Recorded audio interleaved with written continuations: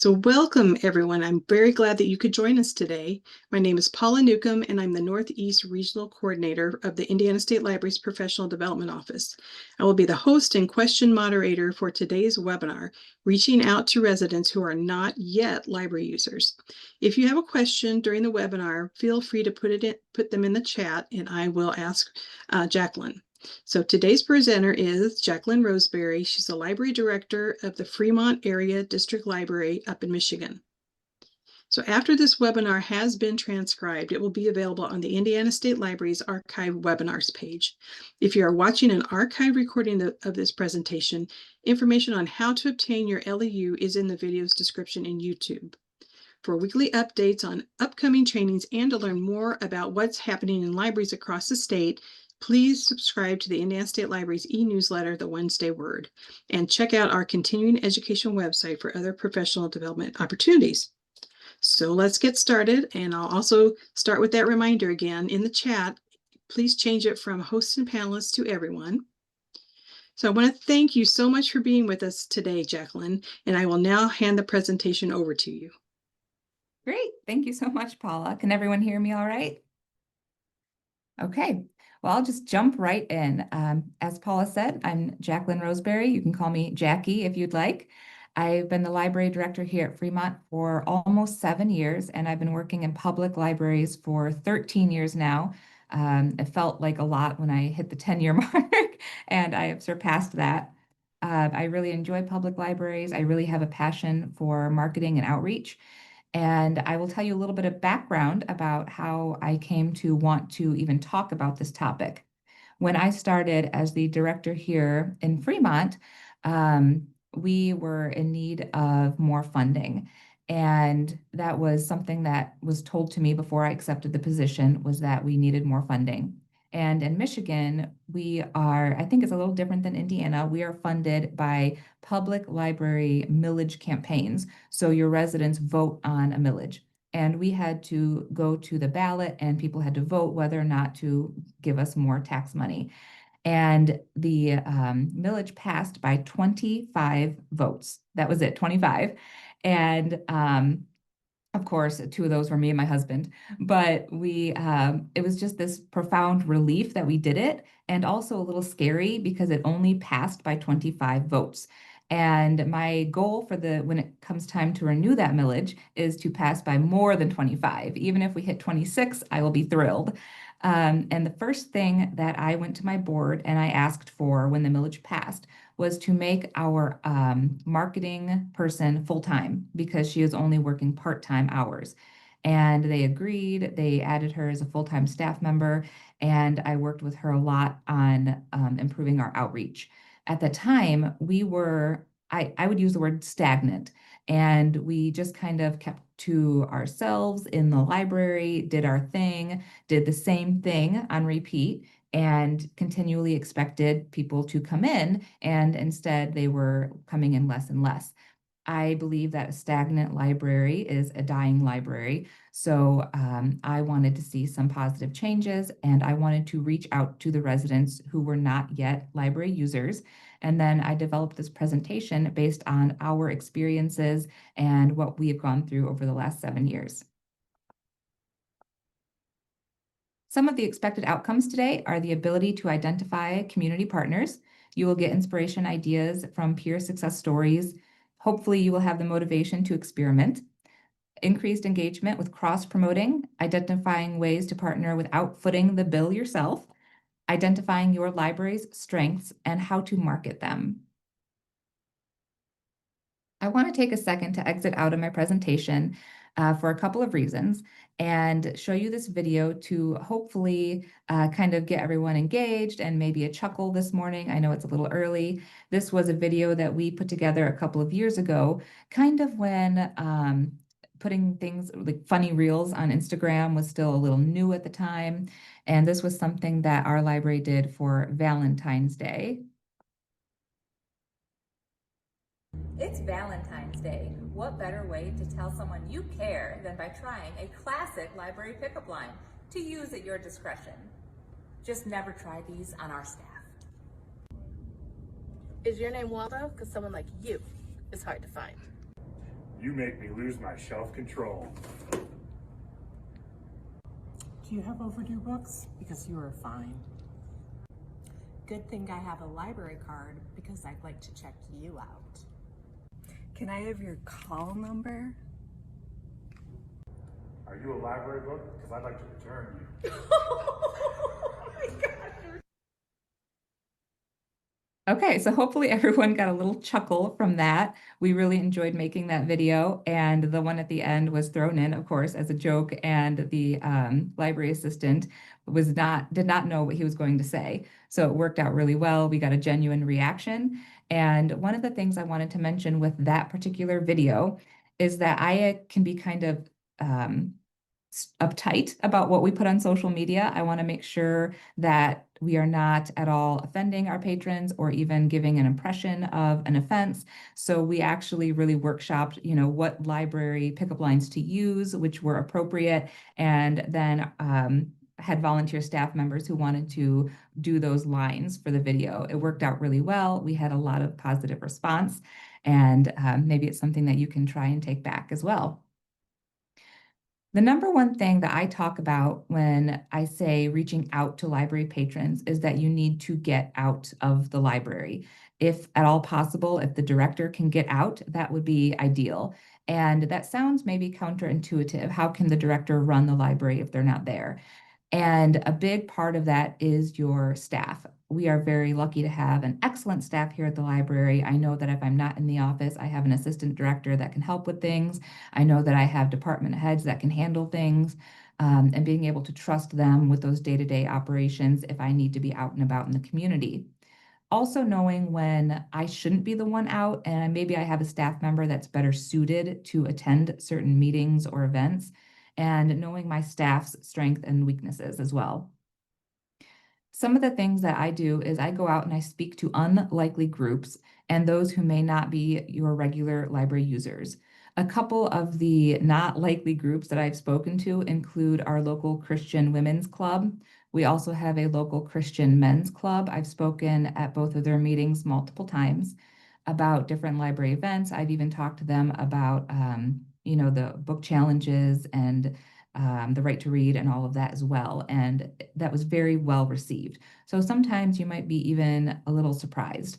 And being proactive with those things, I find is very helpful. And going to them and making that effort and reaching out your hand first is really key in a lot of these instances. I also attend my local municipal, township, city meetings. And one of the things that I've learned along the way is that I used to attend these meetings once or twice a year to give my little spiel. Hey, I'm Jackie from the library. Here's our summer reading statistics. Your municipality had X many patrons come and use our library. Thank you so much. Have a nice day. See you next year.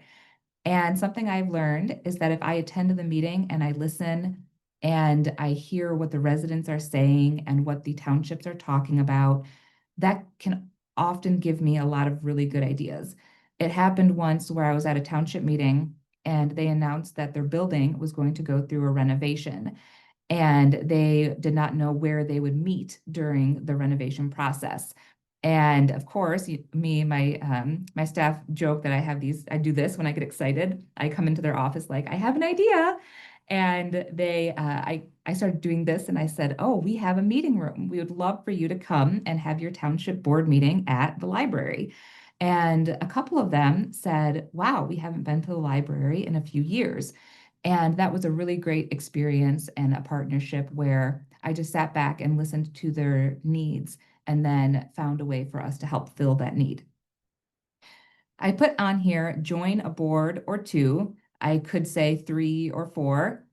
During my 7 years here, I have been on the board for our local Rotary Club. I have been on the board for our Chamber of Commerce. I have been on the board for our local museum. And I'm also just now joining our local Downtown Development Authority board. I am very careful to try not to overload myself. I say that I have done some of these in the past, and once my term is up, I let it go, and then maybe I look for a different one. But joining a board is more than just a way to get the library involved. It's also a way for you to connect with your local business owners. There are going to be other people on that board who own businesses in your service area, who maybe they have a local grooming business, and you say, hey, can we drop off some of library newsletters at your business? They are more likely to say yes if they know you, if they see your face at these meetings and you're having these conversations and you're putting the library on their mind and they're saying, hey, Jackie at the library, she wants to put some newsletters in our business. That would be great. We would love that. And making those connections can sometimes be just invaluable. The people that you meet, they might have access to funds that you don't know about, or they might know of things going on that you have not heard of. So it's not just about the organization of the board you're joining, it's about the connections you make on that board as well. Connecting with our downtown businesses is very, very important to us. We solicit our downtown businesses for our summer reading program, and they support us significantly. Most of our businesses send us at least $100 every year, it's often more, to go toward our summer reading programs, our summer reading prizes, and all of that fun stuff. And they love to do it generally, but we try to give back. We are a governmental, nonprofit organization, a public library. How can we possibly give back to these businesses? Well, we try to advertise for them when we can. We try to partner with them if we are able to do that, to put their flyers in our windows as needed. But one thing happened a couple of years ago where they were doing construction downtown on our main street, and our businesses were suffering. They were posting on their own pages, hey, you know, we need customers, we need help. People can't easily get to our store, and we really need people to come in. So what we did is we created this post, please keep shopping at our local downtown businesses, they need us. This received so much positive feedback. We received thank yous from 90% of the businesses downtown. And that following year, when we went for our summer reading solicitations, we got more than ever, because just this one post, this cost us nothing, and it created so much goodwill.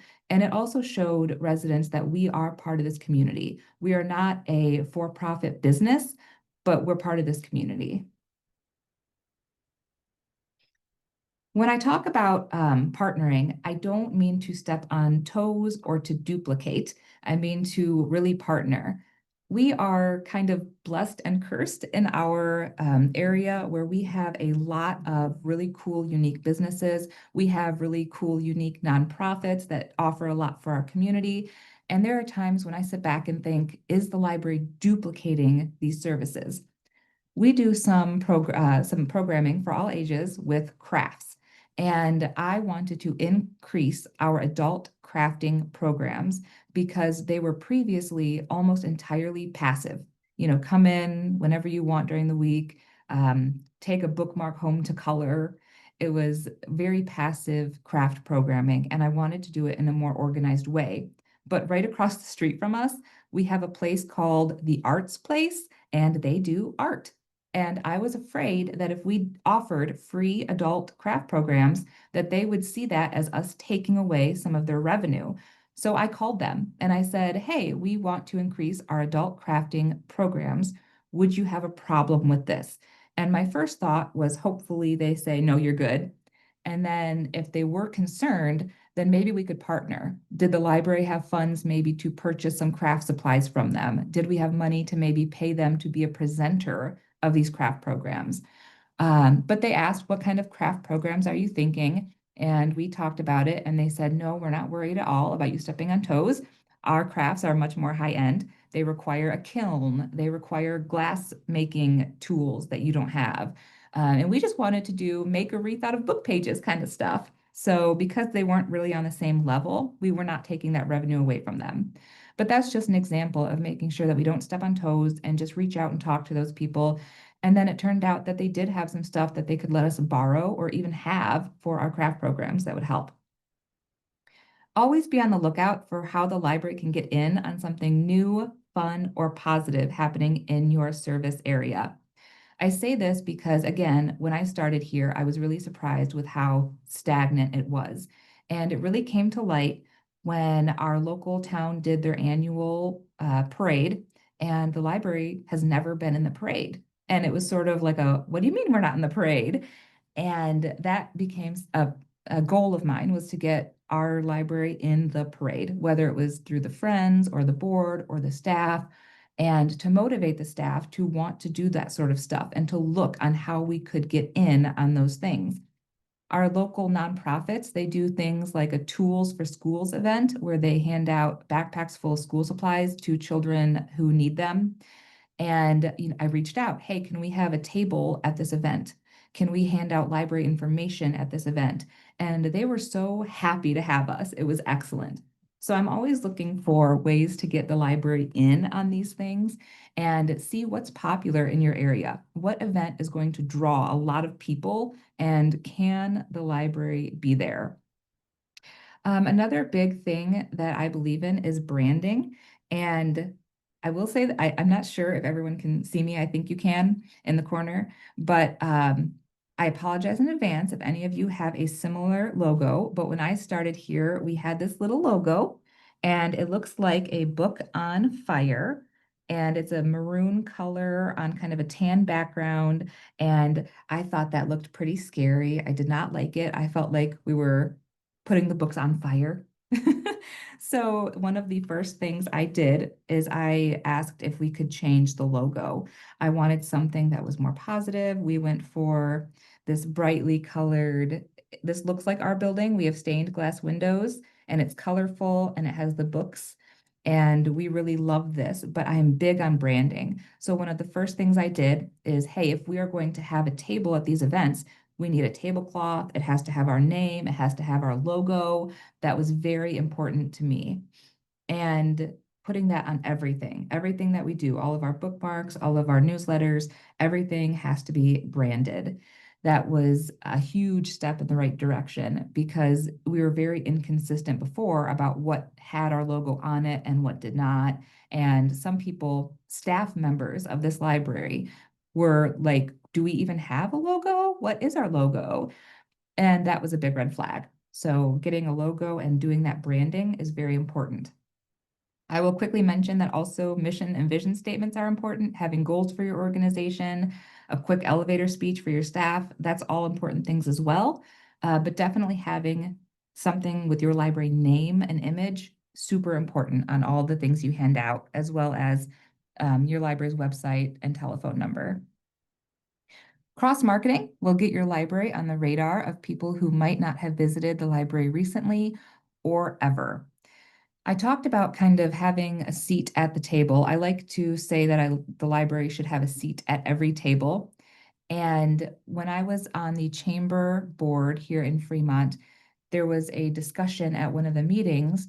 The chamber wanted to have a movie showing in the local park.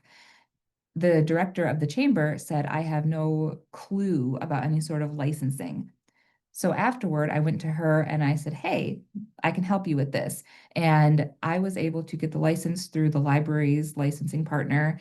And they showed the movie. They actually paid for the license, but we got to cross promote that. So they paid for the movie license to show the movie. They handled everything. They showed the movie. All we did was made that connection and got our logo on all of their promotional materials. And then we cross promoted through social media as well, and we could both count that as a program. Some of the best ideas come from organizations other than libraries. Follow your local social media groups, local business organizations, etc., on Facebook, on Instagram. They will give you some of your best ideas, and you can see what they are doing, and you might be able to help them with those things, or get in on those things. And I will talk a little more about some of the ideas I've gotten from organizations other than libraries, but that's something that we sometimes miss. And I've also worked at small libraries where they don't want to necessarily look at what the big libraries are doing, because they have this automatic feeling of, we won't be able to do what they do. We don't have the kind of money they do. But also, you can take their ideas and sometimes scale them to your library, to your community, to make them your own. So make sure that you are following libraries as well as other organizations. And look for unserved populations in your communities. Look for opportunities where you think this is a demographic we are not hitting. I always say that libraries exist to serve their whole communities, not the majority of their community. And you can find some of the best ideas even just in your personal life with your personal interactions. This is a bit of a personal story, but my 4-year-old daughter had to go to therapy because she had pretty severe social anxiety. I could not take her to the local park without her crying and begging me to make all the other kids leave because she would not play. And the therapist recommended that I read a book that would help me understand the social anxiety my daughter was experiencing. I work at the library. I went back to the library. I searched for this book. We didn't have it. We are a member of a 42 library cooperative. We interloan books. No library in these 42 libraries had this title for me to interloan. And I went back to the therapist and I said, hey, I work at the library. I can't find this book. This is a gap. We are missing something. Why do we not have the books that our local therapist is recommending? I said, could you please send me a list of recommended books that you regularly recommend that parents or children read?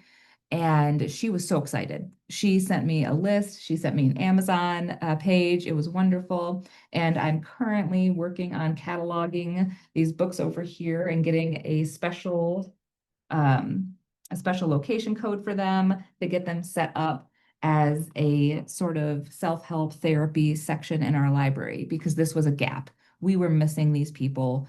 I couldn't find this book anywhere, and it was not the only one.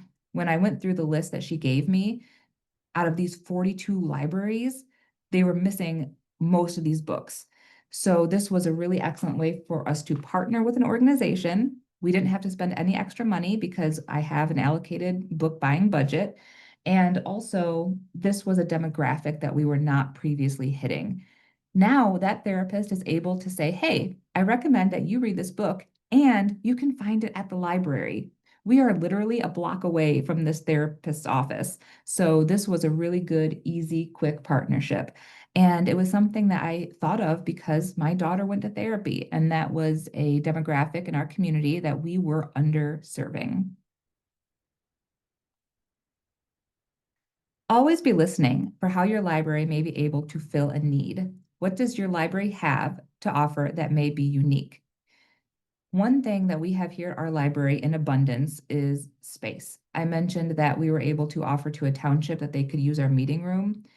I understand that we are very fortunate to have this space, but it's something that we are able to market and kind of upsell to other people.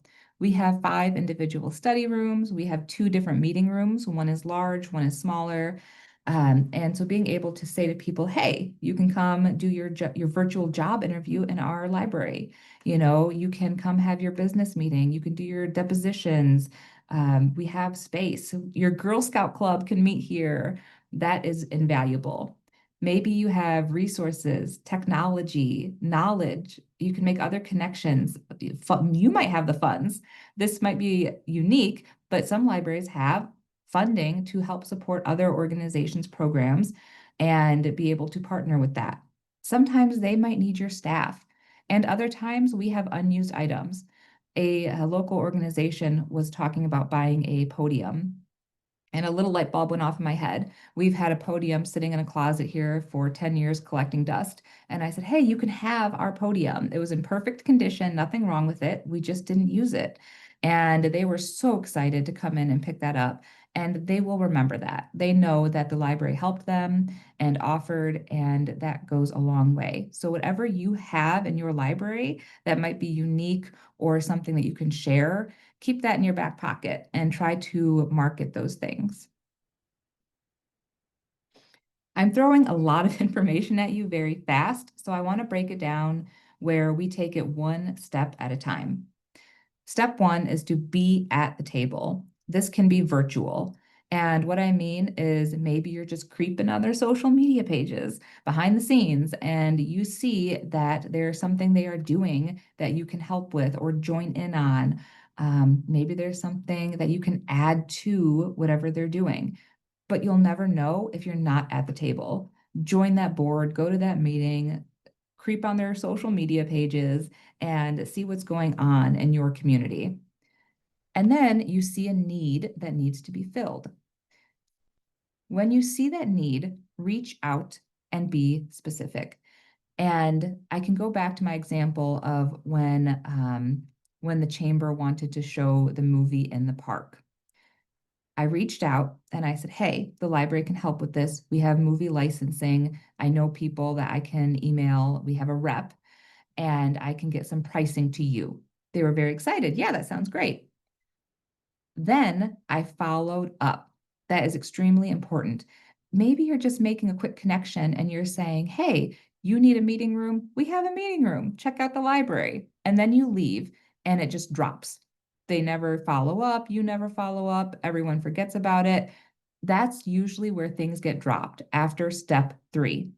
Make sure to follow up. If I say to someone, hey, we have a meeting room you can use, I am going back to my office. I am immediately emailing that person. I am including a link to our meeting room sign up page on our website. I am, offering for them to come and take a look at it before the meeting. I am going to say, hey, contact me if you have any questions or concerns. And if this is a bigger type of program or partnership, make sure that you talk about any tasks and assigned roles. Because what often happens is, I thought you were going to do that. No, I thought the library was going to do that. So make sure that you are specific. A good example is when our local community foundation reached out to our library and they said, we would like to do a poetry event. We want the library to host the poetry event, but we will pay for the prizes for the winners. We said, great. So we followed up very specific tasks. The community foundation is going to bring the snacks for the poetry event and they're going to bring the checks for the winners. The library will collect the poems. The library is in charge of finding judges to judge the poems. And we went through and we assigned those roles. We were very specific. We followed up. Hey, can we meet tomorrow at noon to discuss this? And then we follow through. Maybe that connection you made with the Girl Scout group, maybe they really did come and use your meeting room. Follow through and then recap with them. Hey, how was your experience with our meeting room? Did the technology work okay? Was the room able to meet all of your needs? Thank you so much for using the library. That's also really important to do that recap and bring that connection full circle and not just kind of let that fall through like, oh, they used our meeting room. Yay, goodbye. Hopefully they'll use it again. Make sure you follow up and recap. This is an example of an idea that I got because I follow an e-newsletter from a different organization. Fremont in Michigan is located geographically very close to Grand Rapids. And when I say very close, I mean about an hour, which for rural living, an hour drive is not too far. But it's just far enough that a lot of people in our community won't follow things in Grand Rapids or they won't attend things in Grand Rapids. And Grand Rapids does, it's called GR Kids e-newsletter. And they send that out once a week, and I always read it. And this so happened to come through sometime in 2024, where a local daycare in Grand Rapids did this art box. And they said, hey, we know that you don't want to throw away all of the artwork your kids are making at home. So instead, send it with them to daycare, and we will collect it and we will take it to the local nursing homes. And all these like excited little bells were going off in my head because you are serving children and families. You are serving seniors in your community. This is totally free and easy to do. There's hardly any staff time or funding. I mean, you can see our little box there. It's a reused white box, possibly previously a shoebox, who knows? And our staff decorated it with these cute little graphics of art supplies. And that's literally it. We set it out on a table with a sign explaining what it was. And people started bringing in tons of artwork. because parents do not want to get in trouble with their children when their kids say, "Oh my goodness, Mom, why did you throw away this beautiful coloring I did for you yesterday?" Instead, they get to bring that to the library. It gets donated, and then when the box is full, a staff member takes it to a local nursing home and drops it off. We do have a large senior population in our community, and that is a huge demographic for us that we need to serve. We have multiple senior living facilities. We partner with them in many different ways, and they love this box. And they get so excited when we take this box and show up with all this kids' artwork. And sometimes the residents will hang it up in their rooms. Sometimes they just like to look at them. Sometimes the nursing homes might display the artwork somewhere in a lobby. But this is an excellent partnership that hit multiple demographics.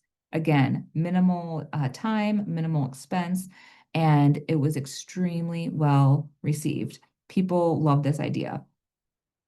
I want to take another second to talk more about our local nursing home partnerships because I said that is a very big demographic for us. One of the ways that we serve them is every month we take a tote full of large print books and we check it out to an institutional card on their account and take the books over there and they return the previous month's tote of books. And the residents love that. They look forward to it. The nursing home can help you with this. They can say, "Hey, we have 10 residents interested in this. Could you please bring 20 to 30 books every month?" We always throw in something with our branding, the copy of our newsletter, things like that for the residents as well, bookmarks, and maybe something on upcoming programs. Because another thing is that several of these facilities will bring the residents to us. So if we advertise, "Hey, we're having this program and your residents may be interested," they could get their bus together and bring over a bus full of residents from their facility to come to the program. So we try really hard to advertise with them, to partner with them, and to meet their needs. This popped up on my Facebook a couple of years ago, and I again got so excited when I saw this. This is our local coffee shop, and for Valentine's Day, they were offering Love You a Latte boxes, any beverage of choice, 3-piece box of chocolate, small bouquet of carnations, and for $20, you could come and pick it up, or for an extra 5, they would deliver it for you within the city limits. And again, I'm like, "Oh my goodness, tons of people are going to be buying these and seeing these and receiving these. The library needs to get in on this." So I emailed the owner of the cafe and I said, "Hey, for your Valentine's Day boxes, could the library bring a bunch of bookmarks with romance book recommendations?" And I said, "We'll make little bookmarks. We can print them on cardstock, minimal library expense, minimal library time. And we could have a couple suggestions of spicy romance books, Amish romance books, historical fiction romance books, a modern romance. And that could just be one side of the bookmark, and maybe on the other side, our logo, because that's really important, and some contact information, maybe our hours of operation or that sort of thing, and put those in all of the boxes. Unfortunately, I emailed twice, never heard back from them, but this was something that I thought would have been amazing. And also, I'm not sure if it was super popular because they only ever did this in 2024, so they might not have gotten a lot of requests for these boxes, but I was really excited about the idea. I thought that would be so cute, a little box, you get your coffee and your flowers and your chocolates and a little bookmark with all of these book recommendations for romance books. Our local school, the school is the heart of so many rural communities. And we talk a lot in libraries about partnering with schools. And I think that that can often become confusing. Well, how do we partner with schools? Do we take books to them? Do they come to us for books? Do we have a book club? It's always about book, book, book, book, book, book, book, which is great. I mean, books are the bread and butter of libraries, but be creative. Our local high school is known for their industrial arts. They have an excellent wood shopping teacher, and these pieces go to competition. You can see ribbons on several of these, blue ribbons, green ribbons, yellow and purple ribbons, and they've all, not all, but a lot of them have won awards, honorable mentions, etc. Every year, the woodshop teacher brings these items in and we display them here in the library. I mentioned that we have a lot of space, so we are able to do this. I've seen some libraries that just have picture frames and they switch out the pictures every once in a while, and they have local schools bring in artwork that goes into the frames. But this is extremely well received by our community. Every year, before they come in, we get phone calls. Hey, are you guys having the woodshop kids bring their projects in again? We would love to come see them. This is a big highlight for us. And it's a great partnership for the library, the school, the parents, the friends and families of the students. You know, hey, my wood shop stuff is on display at the library. Let's go check it out. This is really fun. And then it also brings attention to the school and the wood shop class. And it's really, like I said, people call us before we get these in and they're like, hey, when are they going to be there? We're excited to come see them.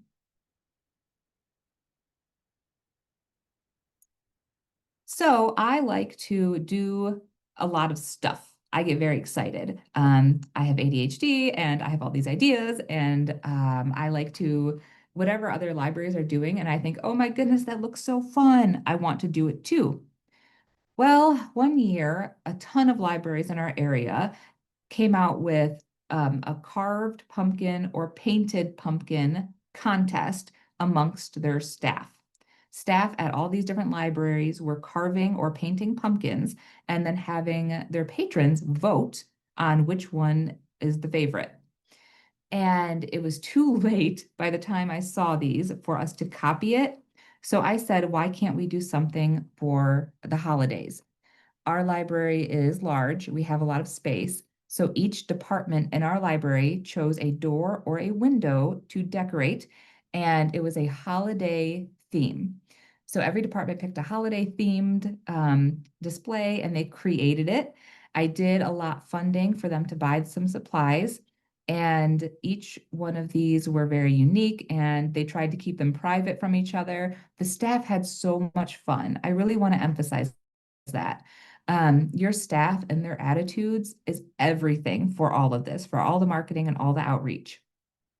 They had a lot of fun. And what we did is we had a whole discussion about how can people vote? Should it be in person? Should it be online? We ended up allowing people to vote either online or in person, because online they could see everything. If they come in person, they might only go to the children's department and not see the other doors. So we allowed in-person and virtual voting for this program. And again, it was a really easy, fun, passive program. All staff were involved in creating these. So it involved every department, every staff member helped. And there was a beautiful variety. It decorated the library. And people loved this. They had so much fun. They talked about it. The kids loved it. It was just so excellent. And the winner ended up being the one on the top left there, done by our children's department with the Christmas tree and the white owl. And then you got like the little bear in the cave and the squirrels with the cocoa. That ended up being the winner that year. So where can you find inspiration? I mentioned that I was on the board for our local museum. And again, just being at the table, having my ears open, just in passing, the museum director at the board meeting said, we have so many arrowheads. They're coming out of our ears. We just have so many in storage, like tons of arrowheads. What can we do with them? And I said, how about we put them in display cases and loan them out to the libraries in the county to display? And this worked really well for them, for us, for residents, because they had a sign in the museum and also on all of their social media website, hey, check out our rotating display at XYZ library this week. We had information, hey, check out our display on loan from the museum. Have you visited the museum lately? Go check it out, tons of cool stuff. And patrons really loved this. And of course, also, it inspired a lot of young ones to ask for books around these themes, nonfiction, fiction, etc., Michigan history. It kind of really inspired a lot more than I even anticipated just by having this display in conjunction with the museum. Does your area have any local claims to fame? A lot of times places might have celebrities that were from your town. Maybe something famous happened there, or maybe it's local famous. Maybe I might not have heard of it, but everybody in your area knows about it. Definitely capitalize on that. Our library has a local history room, and Fremont's claim to fame is we are the home of Gerber Baby Food Company. And that often surprises people. They've never heard of Fremont, Michigan, but everybody's heard of Gerber Baby Food. That is actually how we have such a large building. A lot of it was donation from Gerber Foundation, the Gerber family, etc. So our local history room has a lot of Gerber baby food um, products, history. We have old, they used to publish like a magazine about baby nutrition and baby tips and that sort of thing. So whenever we advertise, like, hey, our local history room is doing a Gerber display, it always brings in a ton of people. A lot of our patrons, especially the elderly ones, worked at the Gerber product company, and they like to come in and talk, and they will tell us their stories, and they will see stuff that they remember.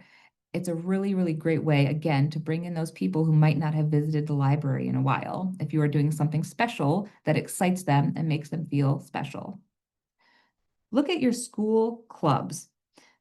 If your school has a club for poetry or gardening or theater, those are all ways you can bring them into the library. Maybe the school has a poetry club and you are going to host a poetry night at your library. The poetry club could totally run it. It could be totally up to them. All you have to do is provide the space. If your school has a gardening club, perhaps they can come in and help create a little garden, maybe for bees, maybe for vegetables, whatever it is at the library if you have any outdoor space. If there is a theater club or class at your local school, maybe they do a small mini presentation or full presentation at the library, and it's a library event, but they are coming and providing the program for free. That is always a lot of fun. The teachers love it, the kids love it. It brings in the kids' families and friends to watch the event. And one thing I would like to say, our community room is located when you walk in to the library, you turn immediately left to go into the community room. You do not have to walk through the whole library, which kind of bothers me. I want people to walk through the library. It's like when you go to Meijer or Walmart, they put like, all the milk in the back. So you have to walk through the whole grocery store to get to the milk. Well, I always try to make sure to have displays of things that they can check out close to the community room, so they have to walk right by it on their way to the event. And it is usually things that are themed after the event. If I'm having a program about gardening, I'm going to put up all our gardening books. Maybe I put up some DVDs like the show Roseberry and Thyme or something that people can check out, gardening magazines, etc. So make sure that you are tying this in as much as possible to your circulation. I showed you that funny video at the beginning of this presentation of our Valentine's Day pickup lines, and that is really interesting. It's a really interesting topic to talk about because I can remember back in 2015, I worked at a different library and I had a colleague who was super excited about doing funny YouTube videos for the library. And our manager at the time was like, no, I don't think it's a good idea. It's kind of weird. Library's doing funny videos. What? And she was very excited about it. I think they let her do one and it was really well received, but then they kind of stopped, and they're like, that was fun, but we're done. It's really popular now. I think probably maybe everybody here, if not 90%, have done some type of Instagram, Facebook reel, some kind of funny video. You can tap into a popular niche like wellness, fitness, finance, family, etc. I also mentioned that I'm a little uptight about what I approve. I try very hard to make sure we are not at all implicating any kind of offense as much as possible, because you always have those keyboard warriors who come in like, how dare you post this, or what are you trying to say? A good example is when a staff member was really excited about doing a video. They thought it would be a great, funny idea. And it kind of showed how exhausted staff were after summer reading. And it was pretty innocent.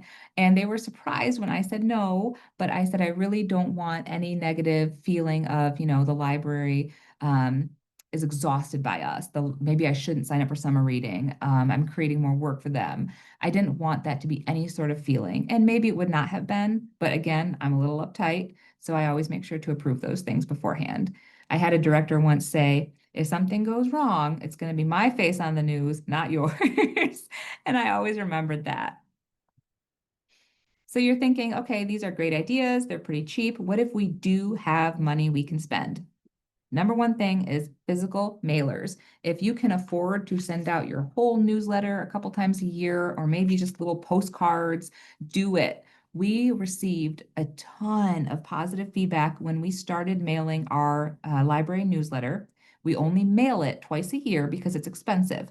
But every single time, we have people come in that tell us they have not been in a long time, but they got our newsletter and they were excited about a program or something, a service that we were doing.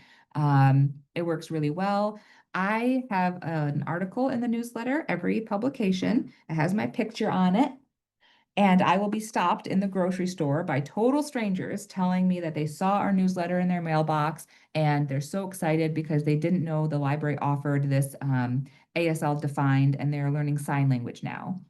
That happens to me every single time we do a physical mailer. I highly, highly recommend that. People always say, how can we get the word out there? And we only have so many social media followers. Good old fashioned putting it in their mailbox. I swear by it. I tell everybody, always mail stuff. Hire local if you can. Oftentimes, local stuff is more expensive, but if you have the money, hire local. And don't be afraid to ask for freebies. You are still a public library. You are not a for-profit business. Maybe I call the local ice cream shop and I say, hey, can we get some free coupons? And they say, well, we can't do free, but we'll give you $1 off. Yes, I will take that. Thank you. Don't be afraid to write those grants and donor letters. Donor letters are important because even if you say, well, we don't need the money, we don't need to solicit donors, donor letters help keep people in your community informed of what's going on at the library and makes them feel like they are a part of it. Always write at least one donor letter a year. I try to send mine out around Giving Tuesday. Some libraries send them out twice a year. It just depends. And these donor letters are not to businesses, they are to individuals. It's different than our summer reading solicitations. So we try not to hit the same people multiple times. And we go for individuals in the community who have donated before or who we know are donors. And we keep them informed what's going on at the library and ask them if they might want to be a part of that financially. Write the grant. Write grant. See if your local community has any grants going on. We have a couple of we have a community foundation and then the Gerber Foundation here in our community. And it so happened that they basically asked me to write a grant to bring in an author. And we were able to do that. I have a picture here. I don't know if any of you know of the author Viola Shipman. It is a pen name used by author Wade Rouse. And we were able to have him come in and talk. It was extremely popular. We had like 120 people in our community room because I wrote the grant. And that's all it took. And the community foundation was so excited and so supportive. This idea came to us after COVID times. I saw this from another library. They were doing these movie binge boxes, they called them. And again, we adapted it for us. They did it every Friday throughout the month of, I don't even remember, maybe September. But we decided to do it for 1 week in November because our numbers were low. People were not coming back in after COVID. Everyone was still very nervous. They didn't want a lot of social interaction. We did the curbside pickup and nobody was coming in. So we started doing movie binge bags. Come in, check out at least 3 DVDs, and you get free popcorn and free candy. So this became super popular. So popular, we did it the same week in November for at least 3 or 4 years in a row. And people loved this. Our circulation went up dramatically. People coming in the library went up dramatically, and it stayed up because once we got them back in the door, they were like, oh, I actually really missed the library. This is great. So happy to be back. So this was really, really popular and people loved this and it was so easy to put together. It was more on the expensive side to buy the candy and the popcorn and the little buckets, but I would say this was definitely worth it. Huge impact. I want to also note that you should always be evaluating all of your programs and services as you go. And should we keep this? Is it working? Are we still getting the numbers? Do we need to cut this? If we add this program, can we sustain it? Always be asking yourself these questions, because I mentioned that when I started here, a lot of what we did was stagnant. And it's like, oh, we can't cut that program. It's really popular. Well, it's not actually really popular anymore, because you used to have, 30 people showing up every week, and now it's 3. So always be looking at, is this still working? And can it be sustainable? Should it be sustainable? Is this a one-time thing? Don't overload yourself or your staff. Make sure it's things that you can handle comfortably.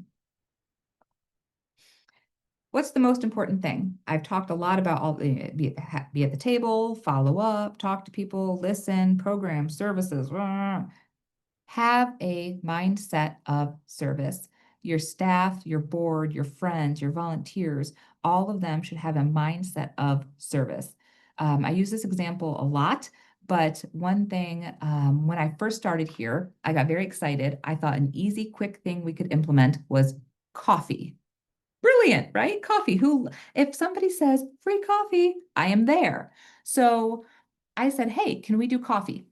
And my staff immediately, no, because who's going to be responsible for it? Who's going to have to clean it up? What if people spill it everywhere? We're going to have rules about whether or not it's allowed at the computers. I'm already exhausted thinking about it. We cannot do coffee. And I was so discouraged that I just let the idea fall.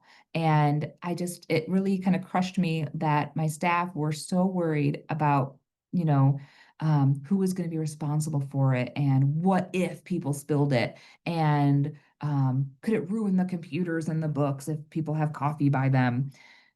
And I really wanted them to ask, should we do this? Will it be well received by the community? Would it be beneficial for the library and or the community? And if the answer is yes, then how can we do this?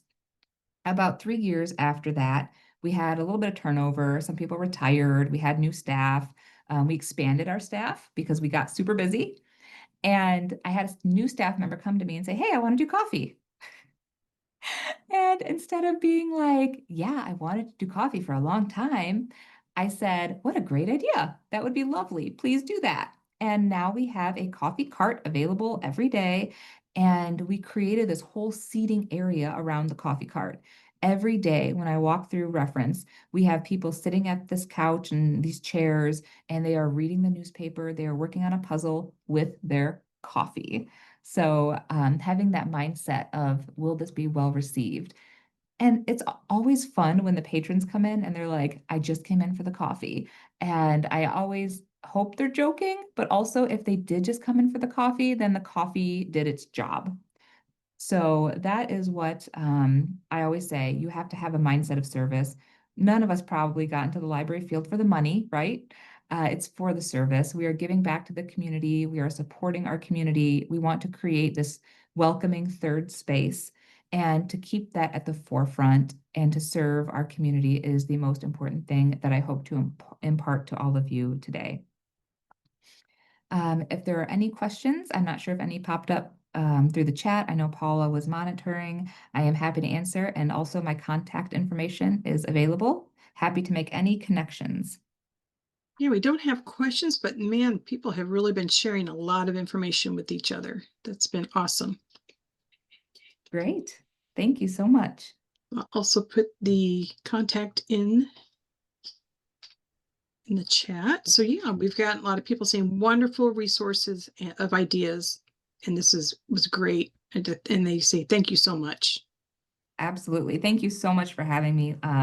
Library outreach is my passion. If somebody asks, hey, would the library be willing to come and talk? I get so excited. My staff joke, they say that I have an outreach leash and I drag them along.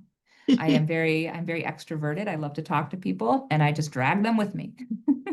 I think that's awesome. I know one of my former libraries, they did like farmers markets. So the library bought a, pop-up tent, or what do you call those? And a nice,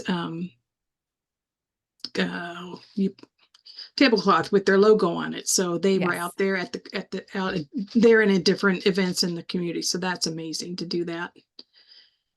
And especially amazing if you could sign people up for library cards. That would be awesome. Yes. Yep. Always take whatever you can, any marketing or laptop, and have your ILS ready to go. Yes. Well, at this point, I don't think we've got questions, just a lot of great thank yous and great with the suggestions you've had and other people. So at this point, we're gonna get close to wrapping up. So I want to thank you very much, Jackilyn, and also thanks to everyone for being here today. And as a reminder, if you are watching an archived recording of this presentation, information on how to obtain your LEU is in the video's description in YouTube.